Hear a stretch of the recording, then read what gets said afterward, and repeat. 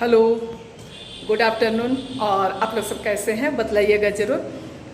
आज मेरा कोई ब्लॉग नहीं है, लेकिन 1 मई को माँ मरिया के आदर में, माँ मरिया के भक्ति में, और जो फादर्स डे बनाए थे, तो हमारे बोकारो पल्ली के जो कैथोलिक सभा के सदस्य लोग हैं उनके द्वारा माँ मरिया की भक्ति में जो गाना गाया गया था, तो मैं उसे आज आप लोगों तक लाना चाहती हूँ कि भाई हमारे कैथोलिक सभा के जो सदस्य लोग हैं वे भी किसी से कम नहीं है। तो चलिए आप लोग साथ साथ माँ मरिया के आदर में जो गीत गाया गया है उसे साथ साथ गुनगुनाइए। गाना के बोल कुछ इस तरीके से है, पूजे न करूँ मैं, पूजे न करूँ मैं, माता तेरे चरणों में पूजे न करूँ मैं। चलिए फिर आप लोग बने रहिए।